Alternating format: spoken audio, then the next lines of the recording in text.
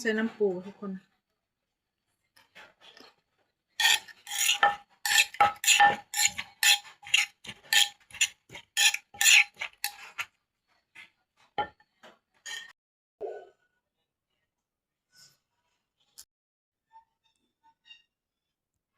สบายดีเด้อทุกคนตำมะฮุ่งเด้อมื้อนี้เด้อ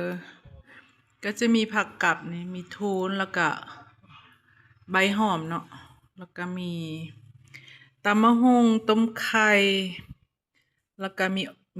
ปิ้งอกไก่เนาะแล้วก็มีหมกหมูสับใส่เห็ดเข็ม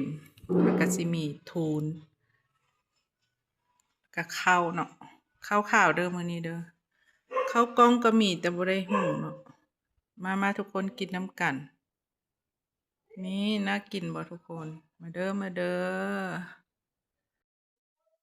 สบายดีทุกคนสบายดีเด้อพบกับวีระมนพากินพาเที่ยวเหมือนเดิมเนาะมื้อนี้มีเมนูตำมะฮุ่ง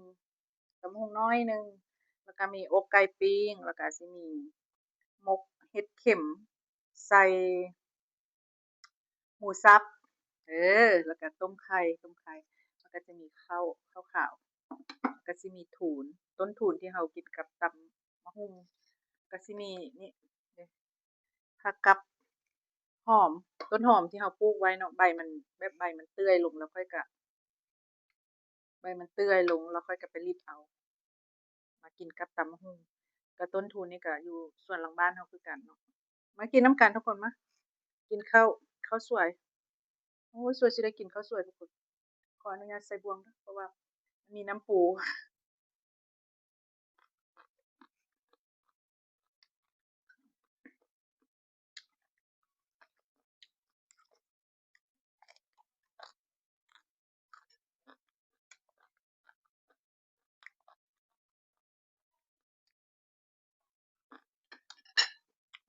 เอาข้าวใส่นี่เนาะ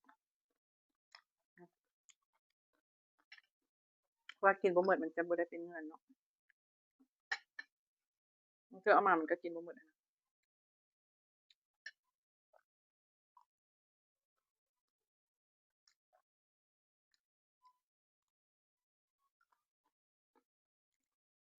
โอเค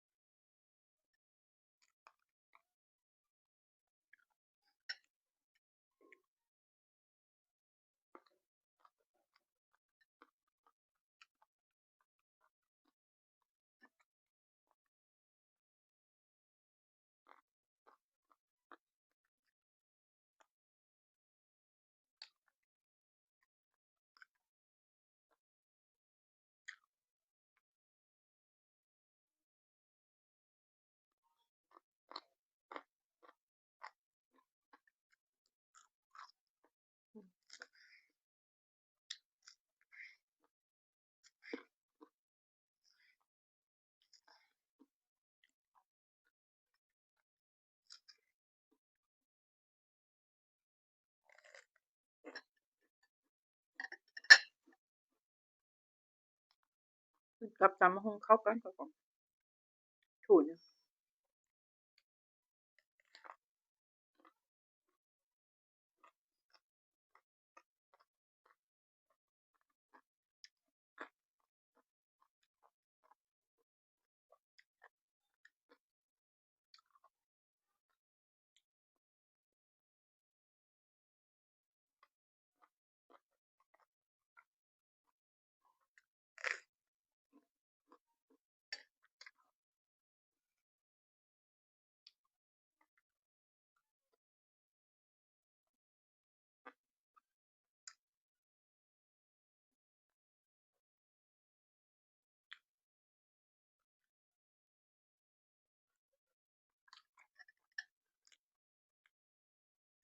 ไข่ต้ม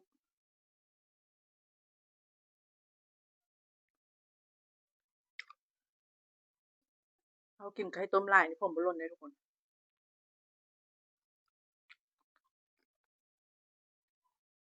ช่วงระยะหนึงกินทุกมื้อน่ะผมบ่ลนแล้วช่วงนี้บ่ได้กิน รู้สึกว่าหล่นมา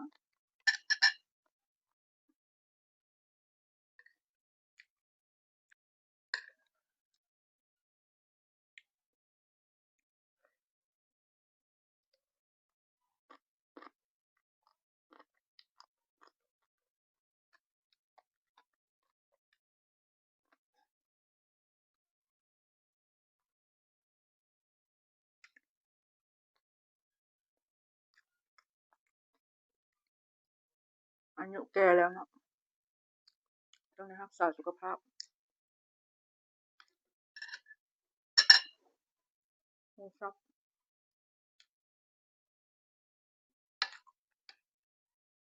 สับกับบ่มีมันซื้อสดไปละต้นหอมบัวปลูกอยู่บ้านอยู่หลังบ้านเนาะหอมบัวหอมบัวแบงค่ะนะ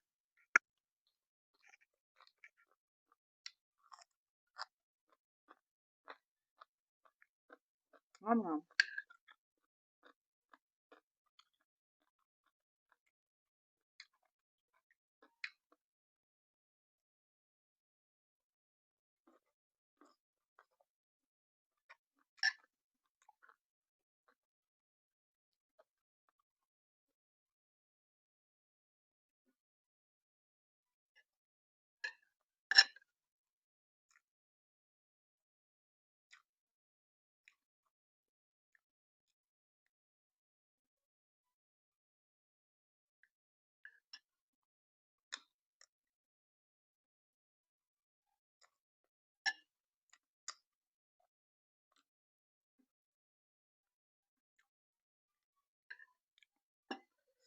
เผ็ดแต่ว่าเผ็ดน้อยเดียวเผ็ดกระเทียมจะใส่หลายนิดนึง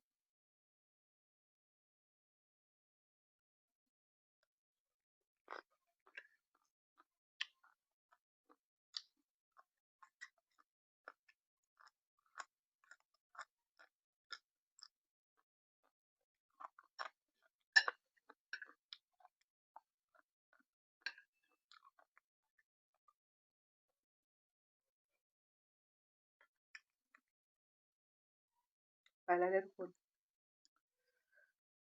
เจอกันคลิปหน้าคลิปนี้ไปก่อนบ๊ายบาย